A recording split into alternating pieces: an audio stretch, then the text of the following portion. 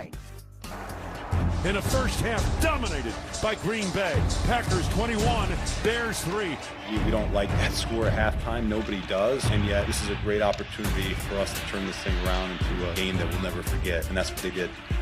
And it is 27-24. Got to go down and score again. The only option we had was to win the effing game. Caleb with a throw down left sideline. Touchdown. Bears now have a 4-point lead. The season on the line. Looking around, still looking. He throws left side of the end zone. Game is over. Game is over. The Bears are going to the divisional round, baby. What a comeback. Saturday night, another collapse for the Packers. And so the question is, what does it mean for the future of Green Bay? It was their third loss this year when leading by double digits in the final 5 minutes.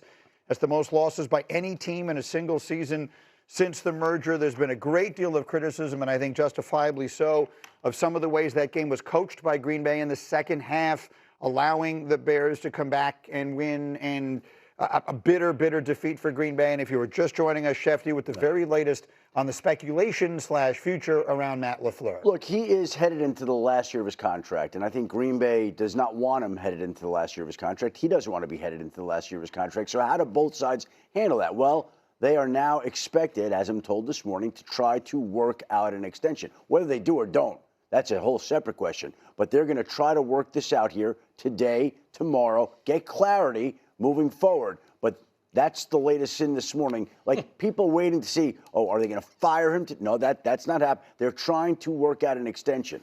Yeah, and you know what? Like, to me, Schefter, reading, the tea leaves here a little bit, basically, they're sending a message to the entire league that, oh, by the way, if you want our head coach, you're going to have to trade for him. All right? We're not just going to can him. So I think that message is out there also for that reason. It's an interesting thing. We've seen the trading of coaches in the past, and so now you look back on it and you say to yourself, the Ravens decided to fire John Harbaugh. Every team in the league seems to want John Harbaugh. So the Ravens just threw an asset out, a terrible way to put it. Just let an asset walk out the door rather than trying to get something back. So if you are the Packers, and because you immediately said to me yesterday, if Matt LaFleur were available, he would have this team and that team and this team and that team. He would immediately vault to the top of a lot of lists. It does make sense to me if you were the Packers. Rather than firing him, why wouldn't you get some compensation? Yeah, it makes a ton of sense. My thought goes to, one, the game. And the fact that that's a historical collapse. Oh. Historical, and it's hard to fathom because there wasn't that one moment, and so that game happens, and there's not going to be there's no change, there's no something that's going on in Green Bay, and I think the world of Matt LaFleur. He's one of my favorite coaches in the NFL. It's indisputable. And then also in the NFL, if the coach is great and the organization wants to keep you, it's not hard.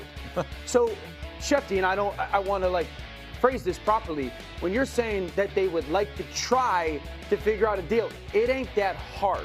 We said that, right? If you both by the way, if the coach wants to be here and the organization wants to coach. We could put the numbers on the table right now, and amongst this group, we could have this deal done by the top of the hour. That's easy. Okay? Right. It shouldn't be that hard. So they're going through what they're going through, and either they're going to be able to get it done today, tomorrow, or they're not.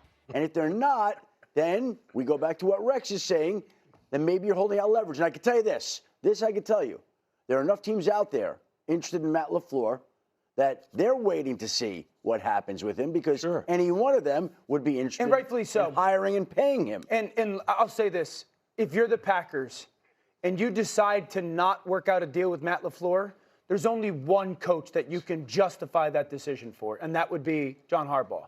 And that would be the only one. Other than that, there's no other coach that you can sit there and reason, oh, well, we decided not to keep LaFleur, but we hired X. No. LaFleur's too good of a coach to do that. I 100% agree with that. I mean, because LaFleur is outstanding. Great coach. But sometimes his clock management isn't exactly razor sharp. And when you're coming off a timeout and you have a delay of game penalty, that was horrendous. And some of the other clock decisions were awful as well. So he's not without some kind of warts, but I think he's a tremendous Let me coach. get D. Wood in the conversation. Do you believe it's time for some sort of change of that magnitude in Green Bay? I do.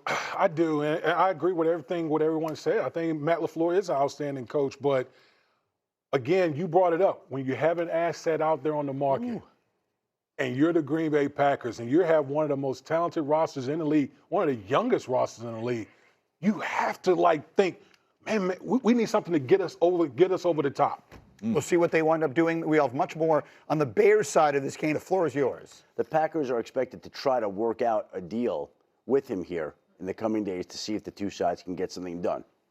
That's where we're at right now. Okay, so let's say that again for anyone just joining us. The Packers and Matt LaFleur, after their heartbreaking loss on Saturday night, there has been certainly any amount of speculation. There have been discussions, and they are expected to try to work out a deal to keep him in Green Bay.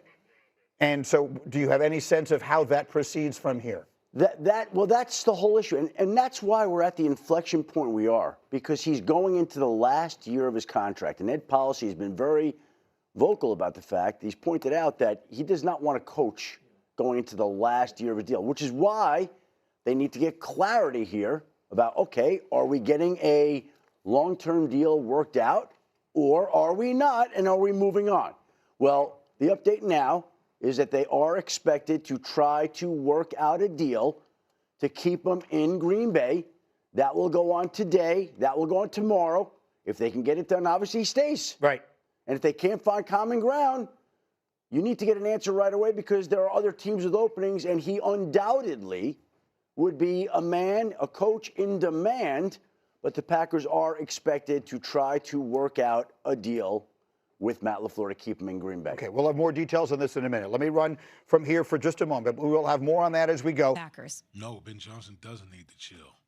I love no that. chill. I love that. Like, I was in our production meeting for Get Up this morning.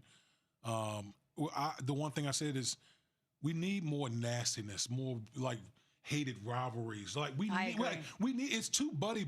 Everybody's buddy, but this is a violent sport we play. I want nasty rivalries. Like, I want the Packers and Bears to be nasty. I want Pittsburgh and Baltimore to be nasty. Like, to me, that adds to the game. That adds to the fire between those organizations. So, listen, you hear everyone, whether it's on social media or whatever, saying, oh, the sportsmanship. Damn all that. I want all the smoke that Ben Johnson is dealing out. And that right there is why the Green Bay Packers are in a tough spot. Because that was my critique of Green Bay. They don't have any of that anywhere on their team. They don't have any nasty. That's a good point. Think about it. Who's the nasty? Think about the Super Bowls you guys won.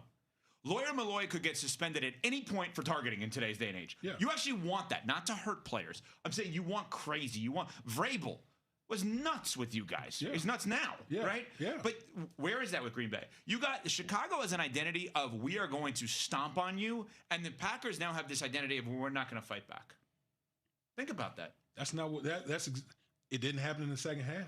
I mean, Green Bay was literally dominating that game. Crushing them. And then in the second half, it was just a complete, they just disappeared. And I don't know again, there was not one moment where you could look at him